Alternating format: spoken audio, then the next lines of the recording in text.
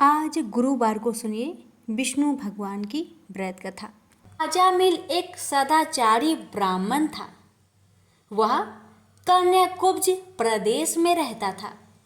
प्रारंभिक जीवन वह बहुत ही सदाचारी तथा मनोनित्य कर्म करने वाला था। दुर्योग से एक बार वह किसी दासी के प्रेम में पड़ गया और उसे अपनी पत्नी बनाकर रहने लगा। उसकी कुसंगति के कारण उसके विचार दूषित हो गए और दुष्कर्मों से वह अपनी जीविका चलाने लगा। वह लूटपाट तथा हत्या जैसे बुरे कार्य में हमेशा लगा रहता था। दासी से इसके 10 पुत्र थे। उनमें से सबसे छोटे पुत्र से उसे बड़ा मोह था। उसका नाम उसने नारायण रखा था। अक्सर वह उसे हमेशा नारायण नारायण कहकर पुकारता था। उसके अन्य बेटे उसकी कोई परवाह नहीं करते थे तथा वे भी उसी की तरह दुष्ट कर्मों में लगे रहते थे।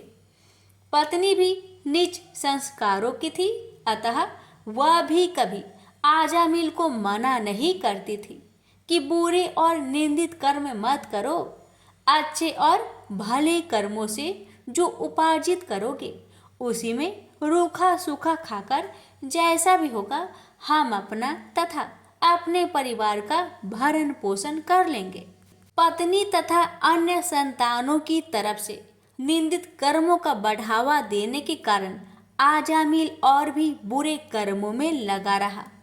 चोरी, झूठ, लूटपाट तथा हत्या जैसे जघन्य कर्मों के साथ वह मद्यपान भी अधिक करने लगा, जिससे उसका स्वास्थ्य भी खराब हो गया। एक बार वह बहुत बीमार पड़ा। उसकी सेवा के लिए कोई भी न आता था। अब उसे पता लगा कि जिनके भरण पोषण के लिए वह निंदित कर्म करता रहा, वही लोग अब उसे पूछते तक नहीं। बीमारी के कारण वह अशक्त होकर खाट पर ही पड़ा रहता था। उसमें स्वयं उठने बैठने तथा चलने फिरने की शक्ति भी न रही। छोटा बेटा नारायण ही उसकी पुकार सुनकर उसके पास आता और उसकी बात सुनता था, इसलिए वह हमेशा उसको ही नारायण नाम लेकर पुकारता था। उसको असाध्य रोग हो गया था। एक दिन उसे जब आभास हुआ कि अब वह नहीं बचेगा और उसका प्रांत हो जाएगा, तो व्याकुल होकर वह अपने छोटे पुत्र को नारायण नारायण कहकर पुकारने लगा।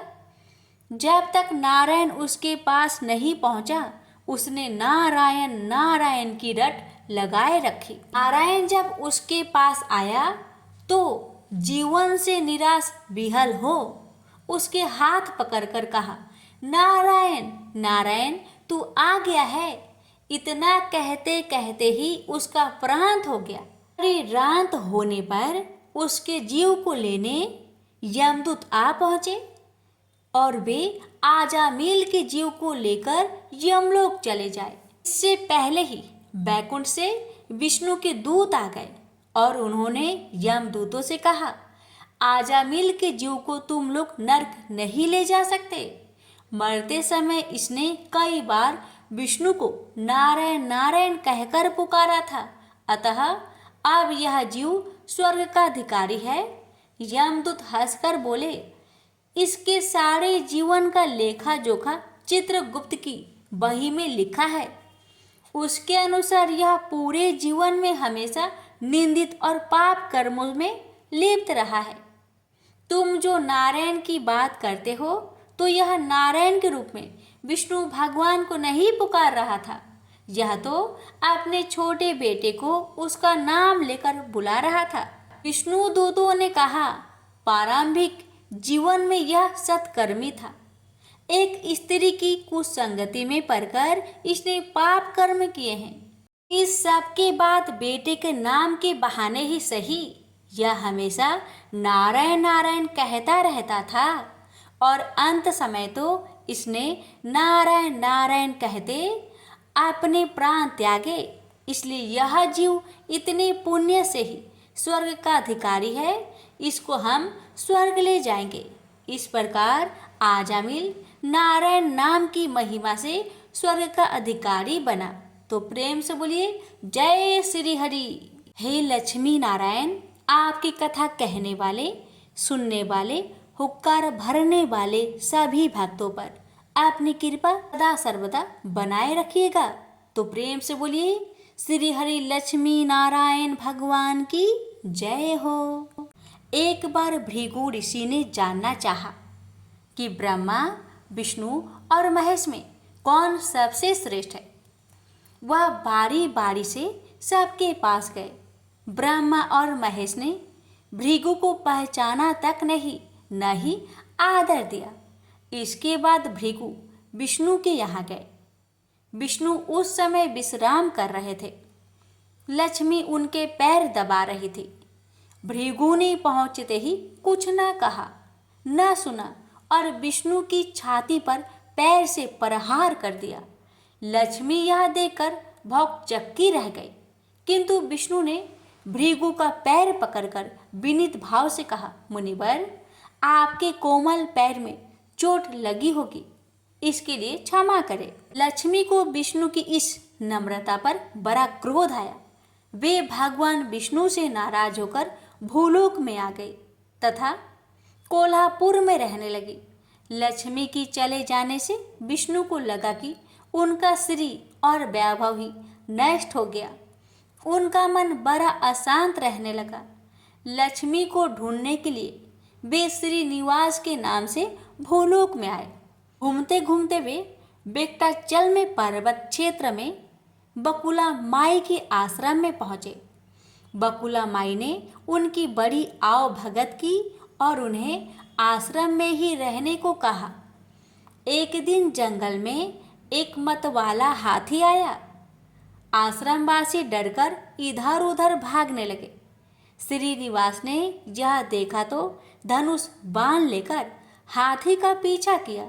हाथी डरकर भागा और घने जंगल में अदृश्य हो गया। श्रीनिवास उसका पीछा करते करते थक गए थे।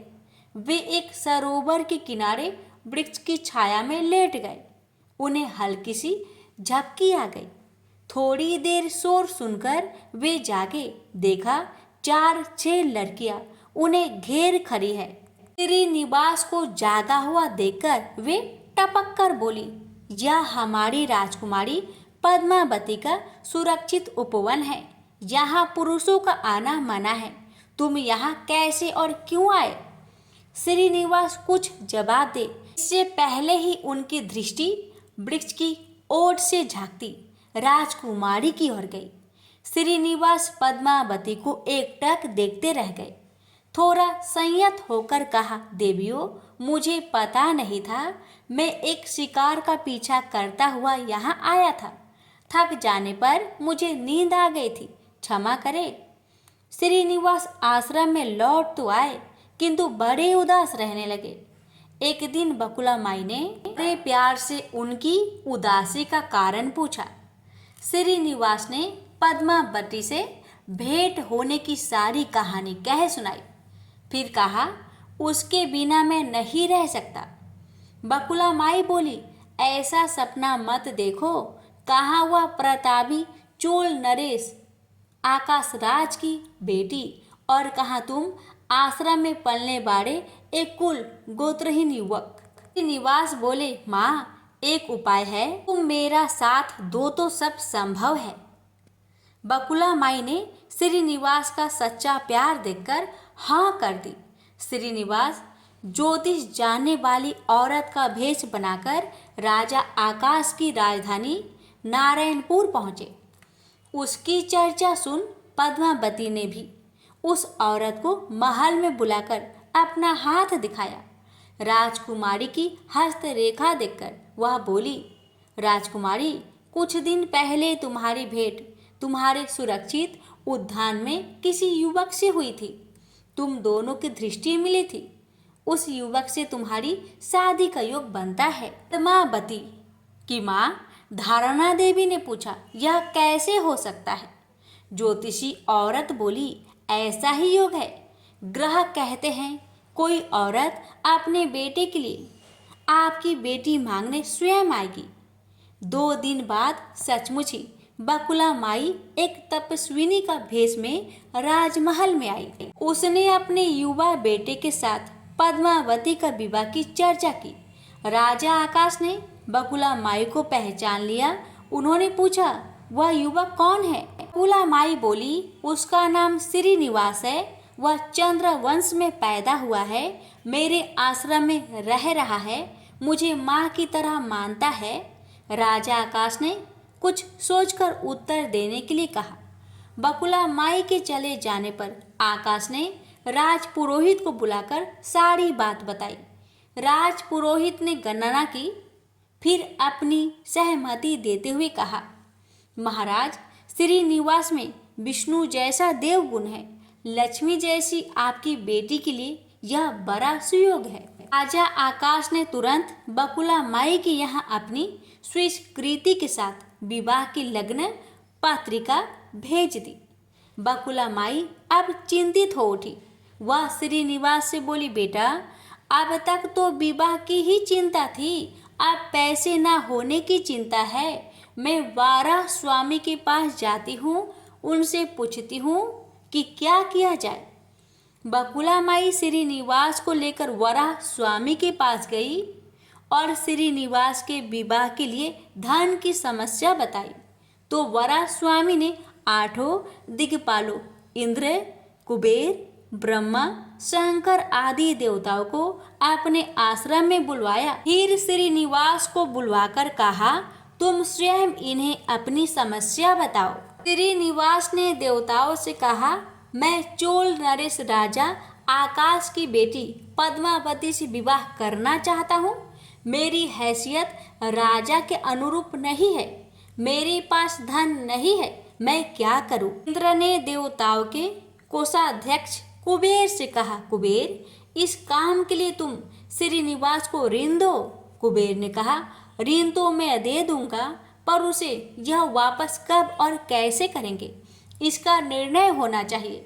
श्रीनिवास बोले, इसकी चिंता मत कीजिए, कलयुग के अंत में मैं सब ऋण चुका दूंगा। कुबेर ने स्वीकार कर लिया। सब देवताओं की साक्षी में श्रीनिवास ने ऋण पत्र लिख दिया। उस धन से श्रीनिवास और पद्मावती का विवाह बड़ी धूमधाम से हुआ। तभी नारद ने कोल्हापुर जाकर लक्ष्मी को बताया, विष्णु ने श्रीनिवास के रूप में पद्मावती से विवाह कर लिया है। दोनों वेंकटाचलम पर्वत पर रह रहे हैं। यह सुनकर लक्ष्मी को बड़ा दुख हुआ।